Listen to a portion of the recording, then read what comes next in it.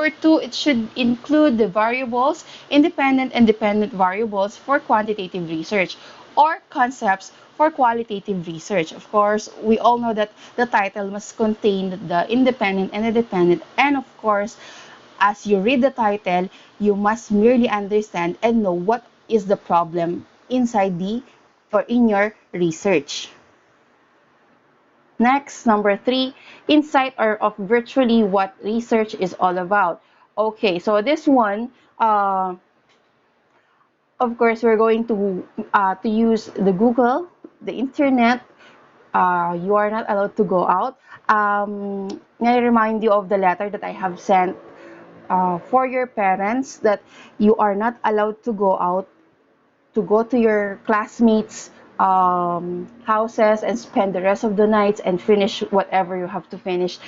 You have to finish your task at home. That's why I am giving you little by little. Okay? So, inside of virtually what research is all about. So, kailangan you're going to use the Google.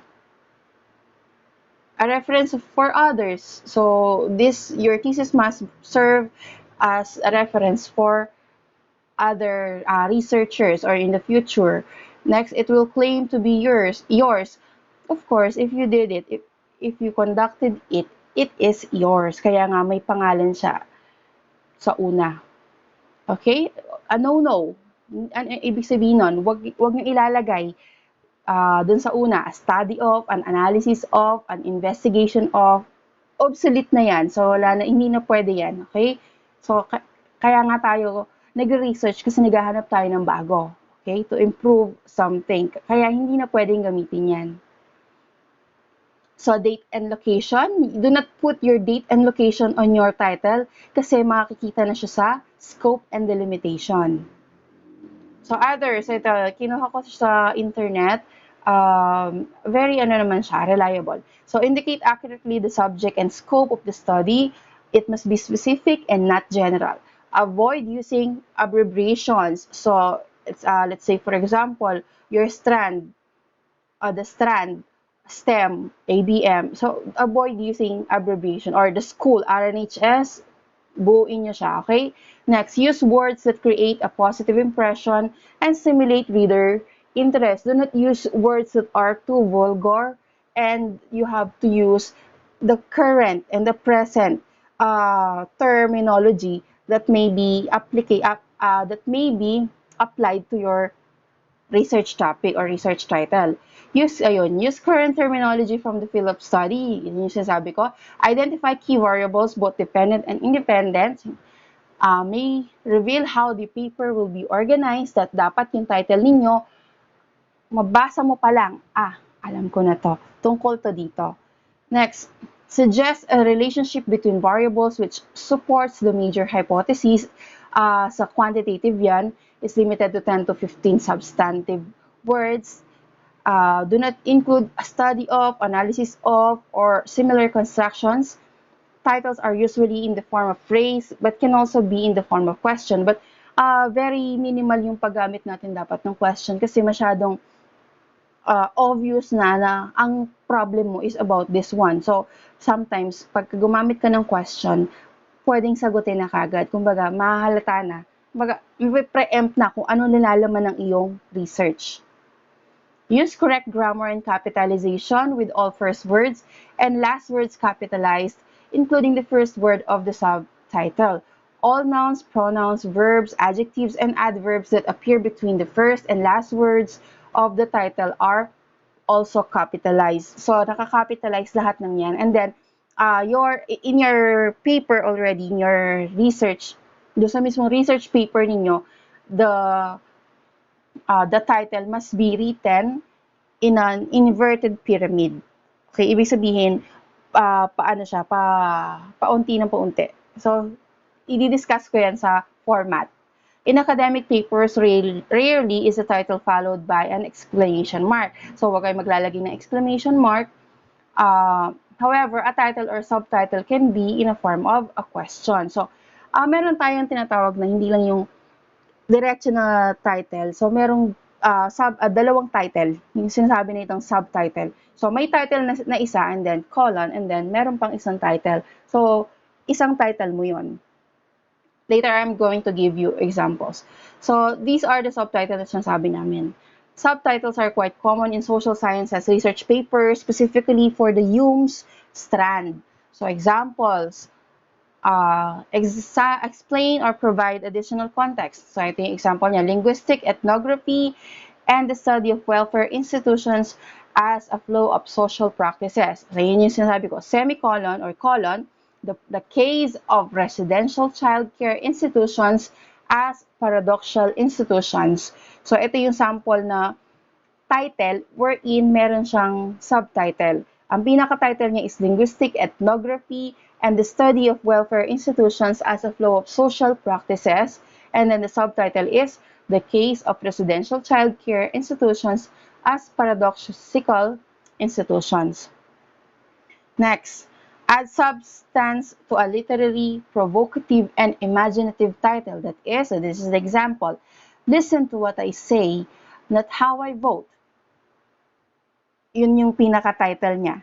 Tapos, ang subtitle niya is Congressional Support for the President in Washington and at Home. So, see how they are related. So, very catchy yung first, yung pinaka-title niya. And then, yung pangalawang title is, siya yung nagpapaliwanag kung nagbibigay siya ng idea kung tungkol saan yung research. Okay? Next, qualifies the geographic scope of the research. So, this is the example. The geopolitics of the eastern borders of the European Union. The second title, the case of Romania, Moldova, Ukraine. Next, qualifies a temporal scope of the research. So this is the example, a comparison of the progressive era and the depression years. So this is the follow-up or title. Societal influences on predictions of the future in the library 1895 to 1940. Kung mapapansin niyo, hindi siya kompleto. Kumbaga bitin siya kung wala yung subtitle niya. So, hindi ibig sabihin na subtitle yung mga nakikita nyo, nababasa niya sa mga Korean novela or sa mga napapanood niya na Korean movies. So, ito dito, iba. So, pwedeng maging dalawa, dual title yung inyong research or pwedeng straight lang.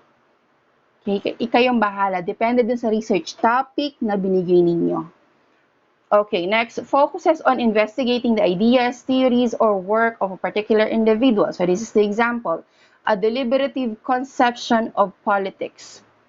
So this is the specific topic. How Francesco Saverio Merlino related anarchy and democracy. So, napaka-broad nung una. And then, yun dun sa pangalawang title, pinaspecific niya. Okay? So, these are the sample research titles. So, ginawa ko silang, pinaghiwalay ko yung qualitative and quantitative para mas makita nyo kung how they differ from each other. So, let's have this one. Sample qualitative research. Okay. Hindi pa masyadong akma dun sa ano nyo to. Kumbaga, binibigyan ko kayo ng maraming title para mas maintindihan nyo. And then, you're going to use to it kung paano gumawa, okay? So, this one is about the emergency department, about the pandemic.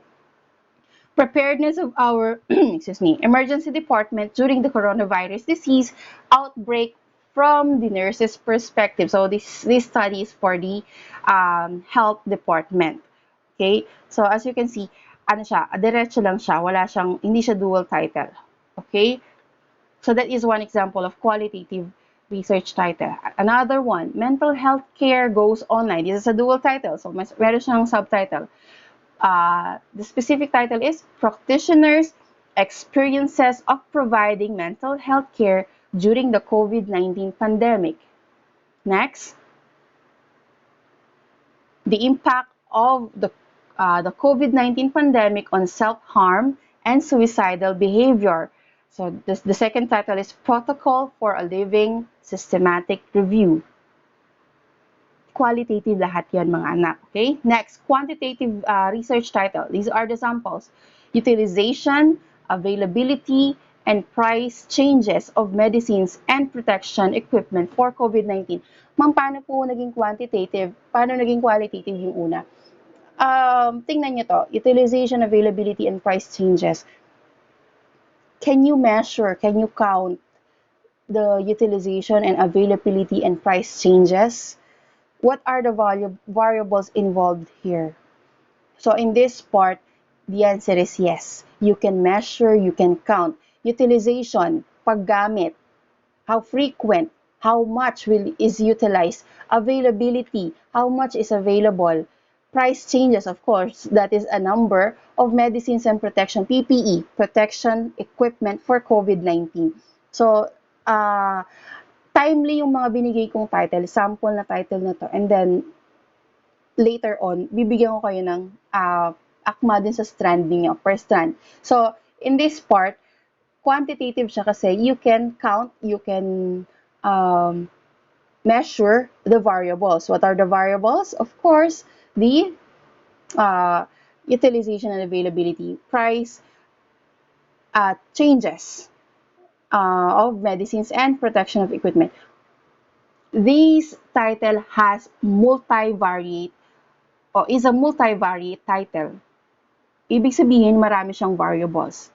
Okay, the way or the manner on how to utilize the PPE and the medicines, the availability of the medicines, and the price changes. Ibig sabihin yung pagtaas ng mga prices ng mga medicines at PPE equipment. Okay? Unlike dun sa nauna, the impact of COVID-19 pandemic on self-harm and suicidal behaviors. So we all know that during the quarantine, napakalungkot kasi ikaw lang mag-isa or hindi ka lumalabas. No man is an island. We all need each other to socialize.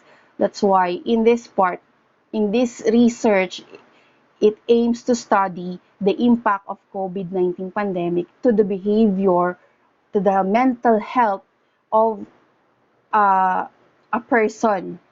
Although this study belongs to the Department of Health. Okay? Next, education amidst COVID-19 disruption. So this one belongs to a university. Perceived difficulty in implementing flexible learning strategies of teacher education faculty members in a state university. So hindi binanggit yung university, particular university. So this one is merely a good example of a research, quantitative research. Next, so we are now on the samples of research title for the UM strand. So, UMs, you listen very carefully. Anyway, I'm going to send this PowerPoint to each of your GC so that you can review it. So, predictive efficacy of academic preparation of senior high school students of Remedios National High School. May I ask the UM students, do you have any idea kung tungkol saan itong ating first title? You may comment down your answers. Predictive efficacy of academic preparation of senior high school students of Remedios National High School. Anyone? Okay, so maybe I'm just going to discuss it. So this one, sige, may I ask, what type of research is this?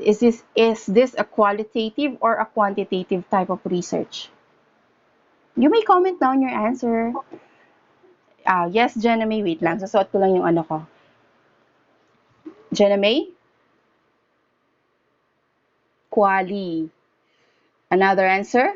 Anyone? Quanti. For you.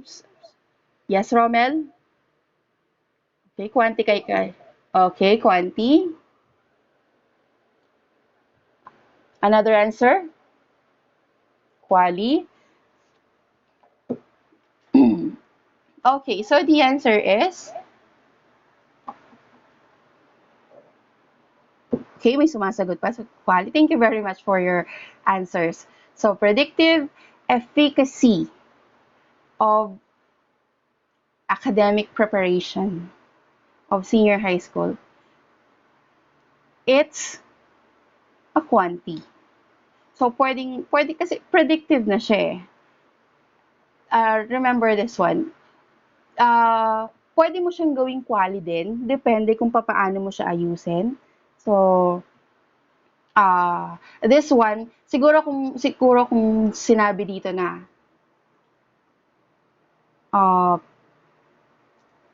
ang tawag dito, academic preparation of senior high school students of Remedios National High School, siguro pwede pang maging quali. Pero predictive efficacy, you have predictions. So, ando na sa questionnaire mo uh, kung ano yung mga behavior ng mga senior high school students in their academic preparation. Although, you can have this as a mixed method. Yes, that's possible. So, pwede siyang quali and quanti.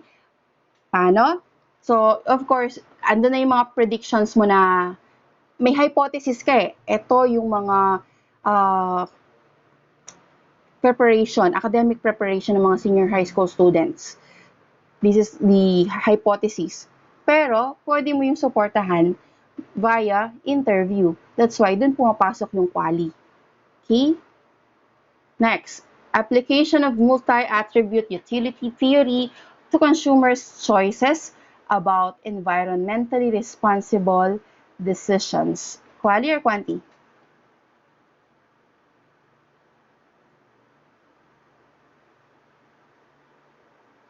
Okay? What's this? What type of research is this? Application quali, okay? Ang galing ng mga very active sila. Thank you very much for being active. So these research titles are intended for UMS. At least sumasagot kayo. How about the others? Quali, okay? Ano yan, Romel? Ano? Quali. Okay, that's qualitative. Very good. It's very obvious. It's quali. Pagka kasi hangin yung mismong yung mismong title ninyo. It has a concept, pero it does not contain the independent and the dependent variable. It's very obvious that it is a qualitative research. Okay? Next, frequency of tardiness and level of support of parents among senior high school students. Yan, ano yan? Quali or quanti? Rommel, you may type your answers. Kasi okay, CJ, quanti? Quanti, very good. Very good. Okay, so quantitative lahat. Very obvious quantitative. Frequency, dun sa word na frequency pa lang, it symbolizes numbers. Okay, next, jumping on the bandwagon, effects of TikTok app in the mental health of students during quarantine. How about that? Quali or quanti? Quali, okay? Quali? Quali? Okay, the answer is both. Pwede siyang quali, pwede siyang quanti. Ibig sabihin, mixed method. Bakit? Pero you may have this as pure qualitative, pwede siya kasi ibig sabihin kasi ng bandwagon is yung nauuso, 'di ba, nung quarantine. Ano 'yun? Puro dahil wala tayong pinagkakaabalahan, puro TikTok. Although I'm one of those people that did not install TikTok app in my phone kasi feeling ko it's a waste of time. Dami kong ginagawa nun. Okay, so in this part, tama naman yung nyo, pwede siyang maging quali. Pure quali siya if you are going to just ask for the effects. Pero, tingnan nyo to. Effects of TikTok app in the mental health of students. Variables natin, TikTok app. Sino pa? Students. Mental health of students. So, ibig sabihin, mixed method yan. Okay?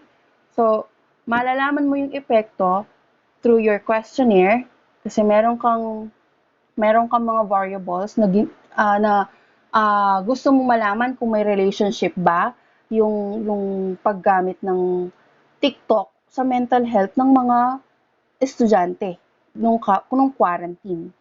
Naintindihan niyo yung gusto kong sabihin? So, mixed method siya kasi pwede kang kumuha ng data through interview.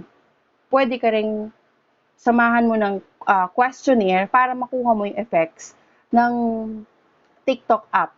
So, si statistics ang gagawa ng decision para dyan. Okay, next. Effects of peer pressure on the habit-forming behavior of honor students. Ano yan? Quanti or quali? You may type down your answers.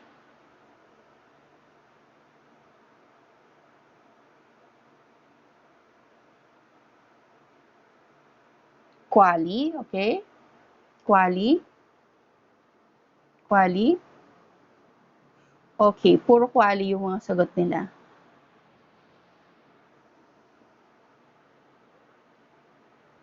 Okay, now let me discuss the answer is pwede siyang mix, but it is pwedeng pure quantitative siya. Kasi you are asking for the relationship between the peer pressure. Listen to this. The answer is quanti. Okay?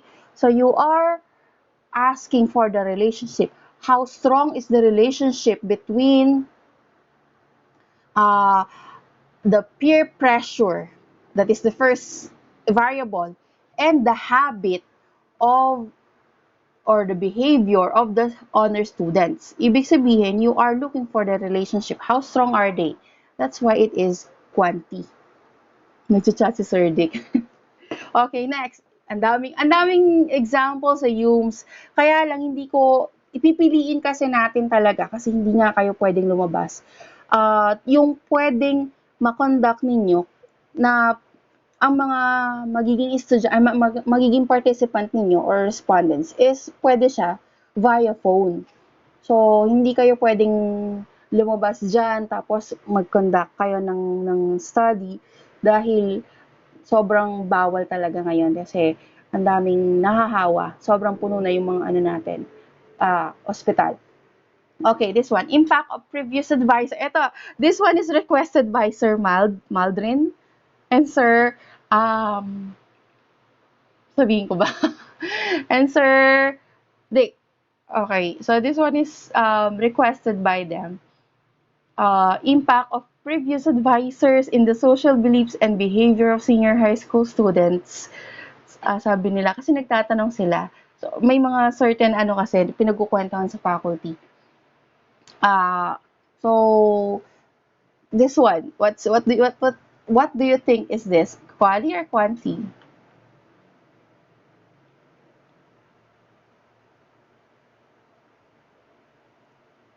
What if we're talking about, very good, it's a quali. Okay.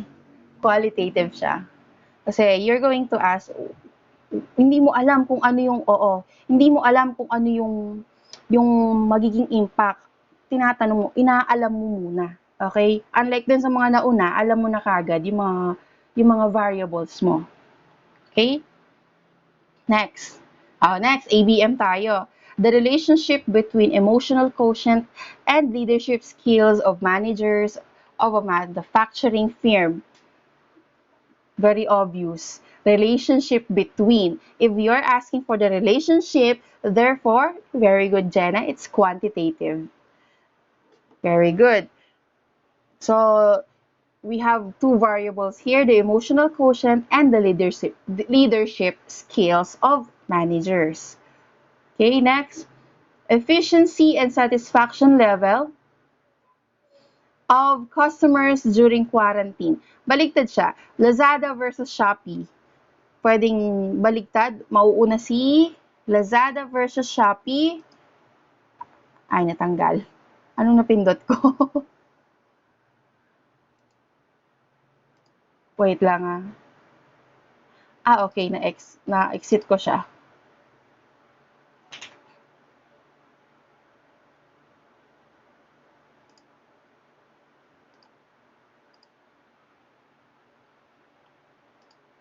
Ano tayo?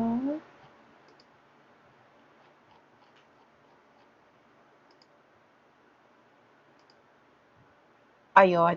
So, pwede siya dito. So, akala mo although these are competitors when it comes to online shopping. Ito yung isa sa mga, dito sa Pilipinas, itong dalawang to, ito yung pinakamalakas na online shopping platform dito sa Pilipinas. So, uh, dalawa yung title niya, Lazada versus Shopee. Kala mo pinansasabong mo. Pero ang pinaka topic mo is efficiency and satisfaction level of customers. This is a very quantitative research. Kasi efficiency and satisfaction level. These are the variables, efficiency level and satisfaction level of customers. Next, about this one, impact of decimalization on market volatility and liquidity. Sa ano yan? Sa ABM yan. So, very obvious. The impact, ibig sabihin, quali. Okay, very good, Jenna. Yan. So, napaka-active ng sana palaging ganyan. Next, relationship between profitability and customer satisfaction of the canteen in RHS. This one is conducted by your ate and kuya in the last year, yung mga grade 12 last year. So, galit na galit sila sa canteen. Ewan ko bakit, anong meron sa canteen. Palagi, ang topic nila sa akin, ang binibigay nila na topic sa akin is about the canteen. So, ayan, ang kanilang variables is the profitability, tsaka yung satisfaction ng mga customer ng canteen, ng RHS. Hindi ko alam kung kinunan kayo ng data nun. Pero alam ko kasama kayo. So, alam ko ang naano nun is mataas yung profitability, pero ang customer satisfaction, hindi. Mababa siya. So, ang ano nila is, ang relationship nila, low. Very low. Kumbaga, the one is up, manipis yung saging. Mataas yung isa mababa. They are inversely related. So, relate pala kayo doon. Nakaka-relate kayo kasi yung ano nga ng canteen natin. Although, gusto kong iparating to. So, kaya lang, nag-end na yata yung contract ng canteen. So, iba na yung if ever na face-to-face, I guess graduated na kayo nun, yung mga grade 11 ngayon, sila yung magiging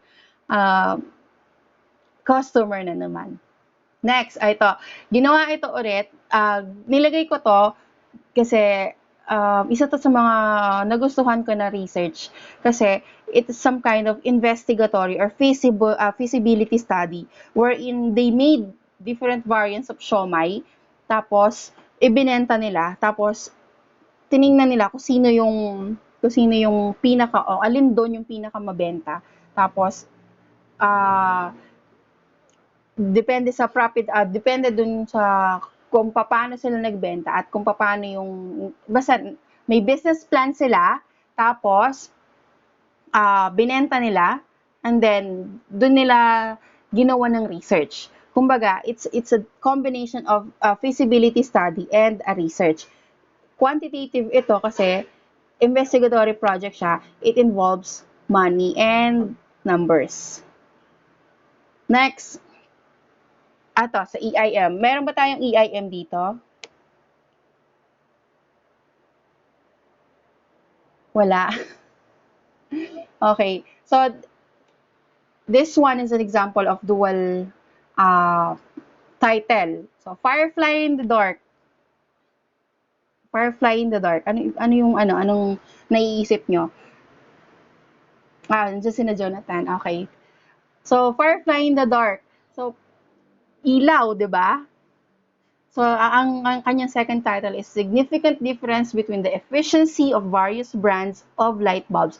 Ibig sabihin, investigatory din to, quantitative siya, kung sino, gusto nilang malaman kung sinong mas matagal gamitin.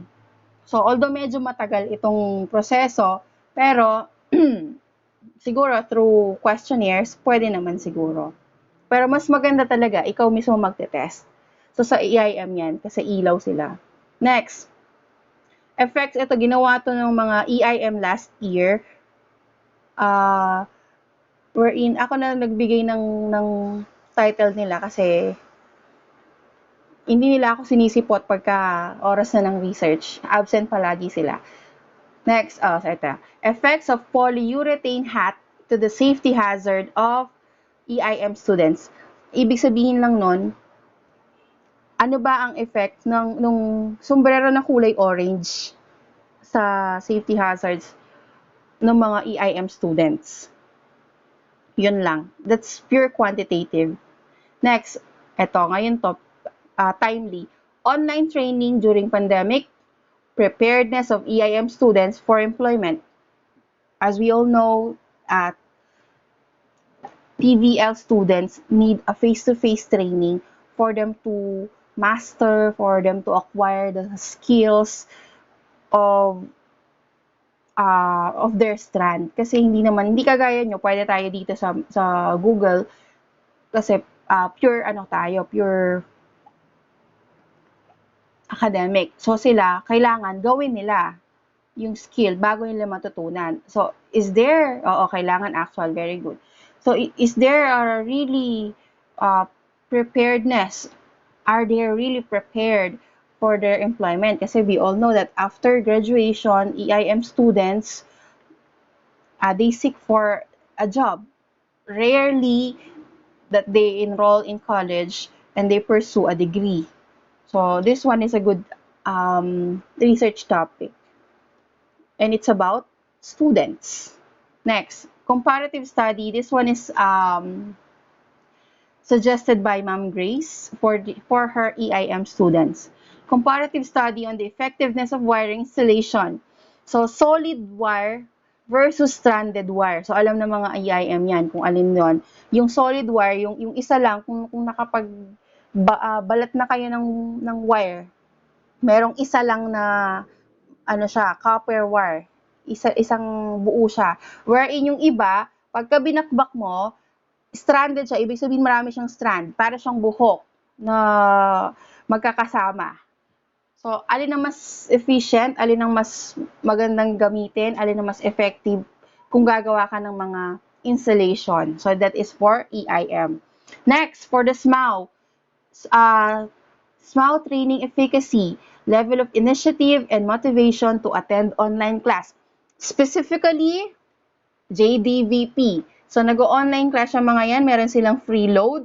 Ang kailangan lang nila is mag-attend. Ngayon, gaano kataas ang level ng kanilang initiative or yung motivation nila para mag-attend ng online class nila. Kasi nga naman, paano ka mag-online class na skill ang itinuturo mo? Kunwari, this is how we hold a welding rod hindi ko alam kung ano yung mga, yun, a welding rod or a welding metal, this is how we're going to do this. Kahit gaano ka pa kagaling mag-discuss, kung skill ang itinuturo mo, kung hindi nila ginagawa, wala pa rin retention. So, I hope you get the problem here. How high is the level of the initiative and motivation of the student? Although meron silang free load, 100 per week. Next, and ito, ginawa to ng STEM dati. So, Math on SMAW. Iba yung title nila na nakalimutan ko na lang, pero ganito yung niya. Effects on the quality of metal projects. Ibig sabihin nito, tuturuan nila yung SMAW ng math Sina Vincent yata yung tinuruan nun, hindi ko lang alam kung sino yung iba. Tinuturuan sila ng mathematics, ng mga basic perimeter, volume, area, tapos gagawa sila ng panibagong project. So, gumawa sila kasi nakita ko yung mga gawa nila, gumagalaw. Ibig sabihin, hindi pantay-pantay yung mga bakal. So, ang naisip ko, humuyuga sila. Naisip ko, what if turuan nyo kaya yung mga SMAW students ng math? Yung math, basic measurement, how to measure, kasi baka nakalimutan na nila. Ngayon, ang nangyari lang is hindi na materialize kasi nung last year na nagpapasa na sila ng research nila, magde-defend na lang sila. Lockdown na. So, hindi natin natapos yung school year. So, wala akong nakuhang result sa kanila. So, siguro, in the near future, pagka pwede na, yung mga STEM students, ganito ang gagawin nila. Kung napapansin nyo, wala yung mga STEM dito. Mga academic, ABM at UMS lang. Tapos EIM and SMAW lang. Bakit? Kasi yung gagawin nila is iba, hindi siya typical na qualitative, quantitative, or mixed method na research dahil yung kanilang gagawin is a mathematical investigation. Dahil ayaw ko kayo lumabas, sabi ko sa kanila, gawa kayo ng mathematical investigation, there is an existing theory or pattern or arithmetic sequence, you have to prove the pattern. So, magsusolve lang sila. Next, eto, maganda rin to. Ginawa rin to ng kaya lang hindi lang nila tapos. Pink welders, yung palang unang yung una palang na title, pink welders. Ano ibig sabihin? Pag pink, napaka nito. Tawag doon? Stereotyping tong research na to. Ano yan, Riza? Riza, ano yan? Very good. Pambabae siya. So, pag sinabing pink, nag-stereotype kasi tayo pag pink, babae. Pag blue, lalaki. Alam niyo yun? Kaya, napakaganda ng title nito. Pink Welders, Female Strand Preference. So, ibig sabihin, they preferred, why does the female prefer SMAW strand instead of ABM, UMS, and STEM? So, di ba napakagandang topic nun? Okay, now for your research task, so 40 minutes na ako nagsasalita, baka magalit na kayo. This is what you're going to do. You have to create and synthesize tatlo feasible research titles based on your track or strand in your senior high school and based on your research topic. Siguro, bibigyan ko kayo ng consideration kung lalabas kayo dun sa research topic na binigyan nyo sa akin, provided na valid yung inyong mga reasons. Tatlo So, ito yung ipe-prepare ninyo. Nakalimutan kong tanggalin itong So, determine the variables, delimit the title, identify if it is qualitative or quantitative, provide the research gap. Tinanggal ko to. Provide the statement of the problem. Problem and conceptual framework. Ma'am, chapter 1 na yan Precisely, we are doing the chapter 1 already. Pero, hindi siya yung word, nilaktawan muna natin. Kumbaga, we are jumping up to the heart of your research already.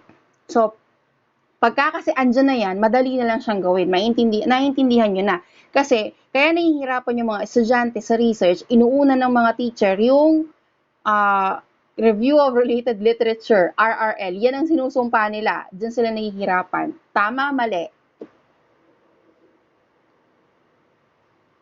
RRL ang pinakamahirap na part sa research. Review of Related Literature, yung kukuha ka ng mga references mo through the internet, tapos, so mahirap talaga. Yan yung pinakamahirap na part. And then the rest, madali na. So, sipag lang at tiyaga. Makukuha nyo rin. Okay? So, ito yung gagawin nyo. Tatlo ha, tatlo. So, ito yung mga example. Siyempre, nagbigay ako ng example para hindi kayo mag-away-away. Please, huwag kayong mag-aaway ha.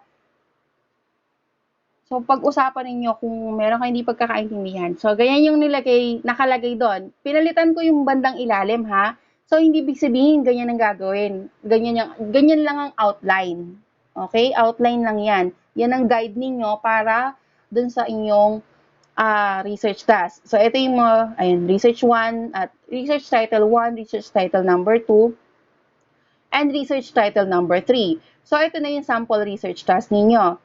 Kahit di nyo na screenshot para hindi kayo mapagod, isisend ko to sa GC ninyo para mas ito yung, ginawa ito ni Paul L. Duayan, 12 STEM, last year.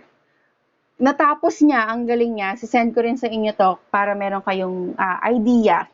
So this one is the title is Mathematical Thinking Skills of High School Students, although pang higher level thinking skills na to, particularly para sa mga teachers. Basis for the development of mathematics journal. So kung mapapansin nyo, ganyan lang ang gusto ko makita sa inyong presentation. Title presentation next week.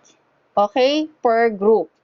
So nakalagay yung mismong yung mismong title niyo, tapos sa bandang baba, yung part na dinidiscuss nyo, ito yon. So, research title number 1. Kayong bahala kung anong design, huwag masyadong maraming design para hindi na mahirapan. Basta mabasa ko lang yung title ninyo at yung label kung ano yon, kung anong part na yon. Okay, so yun yung title natin. Tapos, sa baba, tingnan nyo, delimitation. Kung nakikita nyo yung mouse pointer ko. Yes, gagawa kayo ng PowerPoint. Kasi, by group na kayo, excuse me, by group ang pag-present nyo sa akin at dun sa ating guest na panelist. Okay? So, ito na yung pinaka-title defense. Okay? Since hindi kayo nag-i-immersion talaga at yung immersion niyo is hindi nasa labas at hindi kayo masyadong busy sa immersion. So, title defense ang tawag natin dito. Okay, so the delimitation of that study is this research will concentrate to discover mathematical thinking skills of high school students and will be compiled as a mathematical journal. Kung makikita nyo, will be, ibig sabihin sa future, hindi pa to nagawa. Okay? Moreover, this study will occur in the campus of Remedios National High School in Remedios Lobao, Pampanga, that will acquire 82 out of 826 chosen high school students that will participate in the study. See, napaka-detailed ng kanyang scope and delimitation. Part na ng scope and delimitation. Next, research title number 1, type of research. Anong klaseng research siya? Ayan, this study will be a descriptive. Kung makikita nyo yung mga sentence niya, puro nasa future tense. Ibig sabihin, hindi pa nangyayari. Okay? So, ang study na to ay magiging descriptive study kasi hindi niya pa kinanda. Kumbaga, ano pa to proposal. Okay? Kasi, pagka nabuo nyo na, doon nyo pa lang siya ilalagay into past tense. Pero dito, future tense pa lang tayo. Sana naintindihan niyo yung ibig sabihin. So, the type of research, nandito siya. This study will be a descriptive research, and the research technique that will be utilized is a mixed method. This one comprises of both qualitative and quantitative methods. The researchers will use survey questionnaires for the quantitative part. As for the qualitative, an interview will be utilized to 10 students who have been engaged in various mathematical achievements. 2 instruments will be going to use in order to gather information out of the respondents, and that is survey questionnaires and interview. So that is the type of research. Wag nyo lang ilagay, this research is a quantitative research. Lagyan nyo naman ikwento nyo. Kasi iyan na yung part ng research nyo na wherein nasa scope and delimitation na rin yan. And then, dun sa chapter 3, methods of research. Next, variable, concept, present. So, kung quantitative yan, since quantitative ito yung mga variables niya. Critical thinking skills, creative thinking skills, analytical thinking skills, and the dependent will be a mathematical journal. So, kung qualitative yan, you just write the concepts. Okay? Next, the general problem of this study will be, this one is the statement of the problem. So, kung mababasa nyo, be given a general problem nyo, which is what is the mathematical thinking skills of the high school students. And then, what is the demographic profile? Ito yun. Dati kasi face-to-face, di ba, pwede pang magbigay ng questionnaire. How are the students' mathematical thinking skills are measured? So, measure niya to, paano? Nagbigay siya ng test, pre-test, tapos post-test. Ibig sabihin, nagbigay siya ng test, tapos nagturo siya, and then, nagbigay ulit siya ng test. Next. So, kadugtong yan ng statement of the problem. Next, conceptual framework. So, dito kasi, we are trying to make an output or a product. Anong product dito? Mathematical journal. Kaya, IPO yung ating process. Pwede rin namang DV or IV sa quantitative, dito sa conceptual framework. Okay, so these will be the criteria for grading your research title. So, content of details, 30%, of course. Statement of the problem, 30. Statement of the problem is the heart of your research. That's why, siya yung outline, that's why you have to think of it. Talagang kailangan pag-isipan nyo talaga siya. Next, data presentation, 15%. Research title will be 20%. Conceptual framework will be 5% for a total of 100%. Note, as you present your research titles, your research chosen research titles, me as your III teacher will choose among the 3 titles that you presented that will be your working title for the rest of the semester. So, ako ang pipili. And then, syempre naman, i-consider ko kung kaya nyo, kung feasible ba siya, kung kaya ba natin siyang i-work out, or kung possible ba siya. Okay? Remember, you cannot go out, you cannot stay with your classmate's house to finish this. That's why you have the whole week. Now, these are the schedule which I had already sent this, or you already know this. Sinend ko na to sa inyo dati para mas mas maka-ready kayo. So, una ang ABM. Ibig sabihin yan, April 13, ABM lahat na magpe-present per group. Ilang group kayo? 5? Ay, 4. Tama ba? O 4 lang kayo, no, ABM? 4 groups. Tapos, April 14 si UMS. April 15, STEM. And April 16 ang SMAW. So, yan yung mga schedule nyo for title presentation. Paano po magpe-present, ma'am? You have to prepare a PowerPoint presentation. May PowerPoint na naka-install sa mga phone ninyo, hanapin nyo yan. Or, pwedeng punta kayo sa notes, tapos i-save nyo as picture, tapos share screen kayo kung wala talagang laptop. Share screen na lang. So, ang pinapakita nyo nun is yung yung phone niyo, yung picture sa phone nyo. So, kayang-kaya naman yan. Posible siya. Okay, tapos, ano pa ba? May question ba? By group ang pagpe-present. So, magbibigay ako ng link. Tapos, magme-message ako sa group. Kunwari, sa ABM sila una, no? Kunwari, sinend ko na. So, una, group 3. Random yung pag-aano natin. Hindi sila nakikinig. So, kung sino lang yung mga kung sino lang yung mga kasapi or kasama, miyembro ng grupo, sila lang yun nandun. Kasi, mauubos yung load nila. Maliban na lang kung naka-wifi sila. Pero mas maganda, muna, kung sino lang yung mga magkakagrupo. Para pagka nagigisa kayo, hindi na masyadong napapahiya. Any question? I hope next week, ready na yung mga titles nyo. 3 ha. Feasible yan, don't worry. Huwag mag-away-away. Kahit isa lang, or isa per isang estudyante per research title. 3 yon, 'di ba? So magtulungan na lang kayo. May question pa ba? So hindi lang puro si leader ang magsasalita.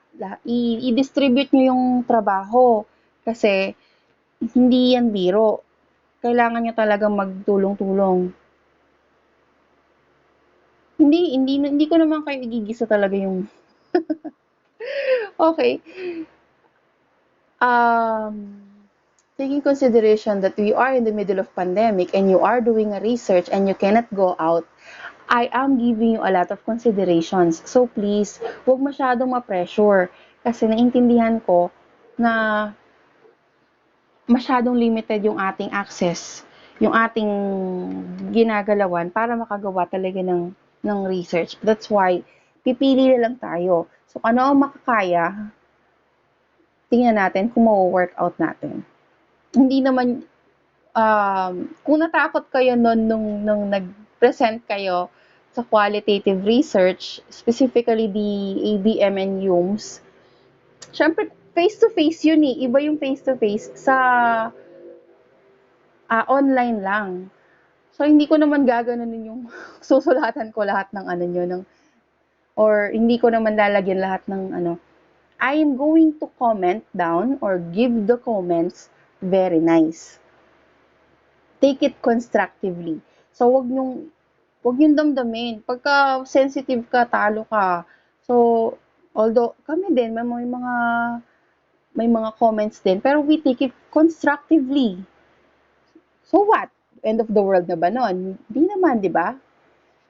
Walang making sagot. Ano yun? Hindi ko maintindihan yung tanong.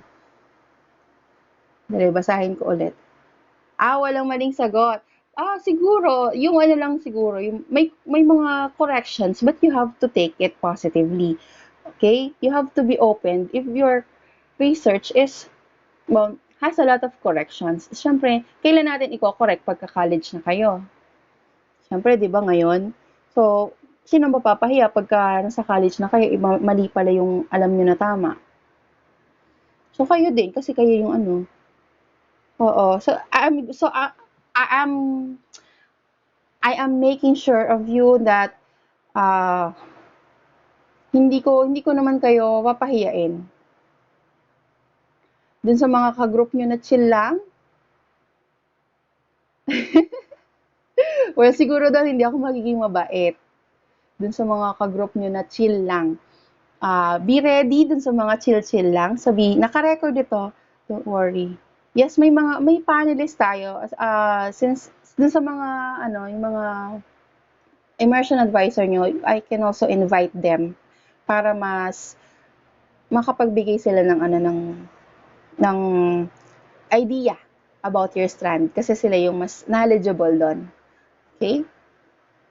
Tsaka, para isa na lang yung immersion advisor nyo, Sir Dick, Sir Jonathan, tatlong research title.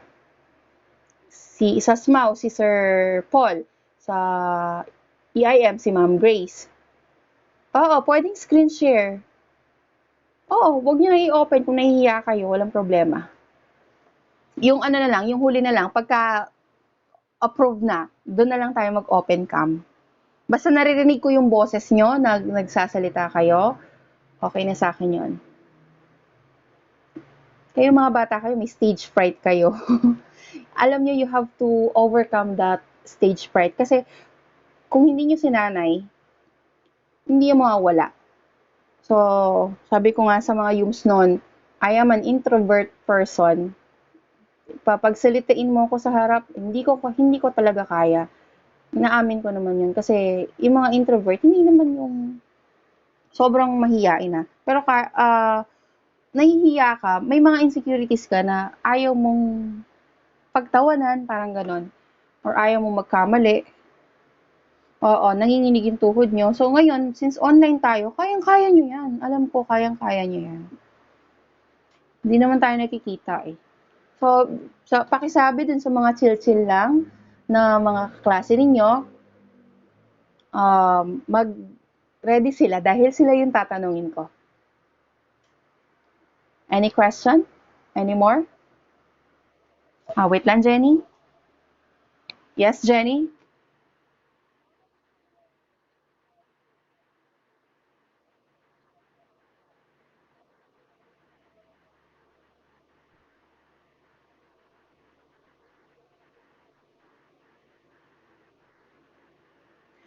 Okay, so very good question, Jenny. So sabi niya, wala na daw bang ipapasa sa Monday, which is April 12. Um, yung presentation ninyo will be your research output, but you have to keep a soft copy wherein it is type you have to type it in a Microsoft Word kasi isi-send niyo yun sa akin. Okay? Kasi bubuuin natin yan. So, kumbaga ito muna yung step 1. Pero wala kayong isi-send or wala kayong isusulat tapos ipapadala nyo sa Monday dahil ang pinaka-research task ninyo is yung presentation. Title presentation. So, yung pinaka-written output ninyo is yung buong chapter 1, chapter 2, chapter 3. Wherein, hindi nyo muna ipapasa sa Monday. Ang ipapasa nyo sa Monday, April 12 sa Monday, is yung module number 1 ninyo. Yung una kong binigay sa inyo. May ano pa ba? Yung tinatanong ni Jenna kung soft copy daw. Oo, soft copy, pero hindi ngayon ipapasa. Kumbaga, ipapasa nyo yan sa akin, yung soft copy na pagkabuo na yung chapter 1, per chapter tayo. Chapter 1, chapter 2, kung alin yung na-approve na topic. Very good. So, wala munang ipapasa na written output sa akin. Presentation muna kasi pipili tayo kung alin doon ang ipaperson nyo. Okay? Any question? Nasagot ko ba? May tanong pa ba? Okay, thank you very much then, Jenny. Oh, it's 2 o'clock. Baka wala na kayong load. May tanong pa? Kung may tanong pa, pwedeng magtanong na. Ano yun, Renz? Sige, Renz, tanong mo na.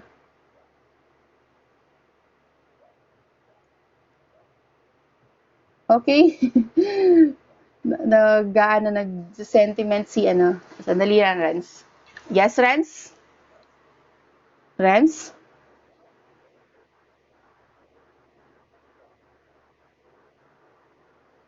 Yes.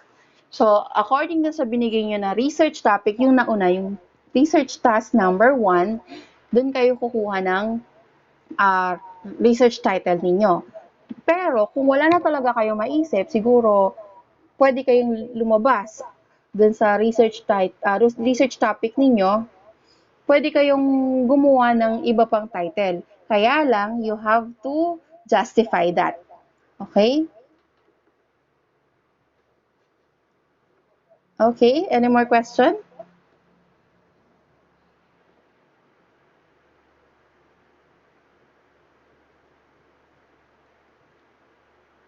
Wala na? Okay, I hope next week makapag-produce kayo ng 3 research topic wherein, nga pala pinapaalala ko sa inyo, hindi ibig sabihin, hindi tayo magiging soft ako sa inyo, hindi ibig sabihin na hindi tayo mag-reject.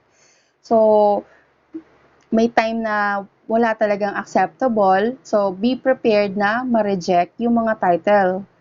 Okay? So, alam ko, pinaghihirapan nyo yan, pero you have to be prepared. So, dapat pinag-iisipan. Huwag mag-away-away. Huwag na magpo-post, sige mag-post kayo sa Facebook, okay lang, nakikita ko, at least nakikita ko yung mga ano.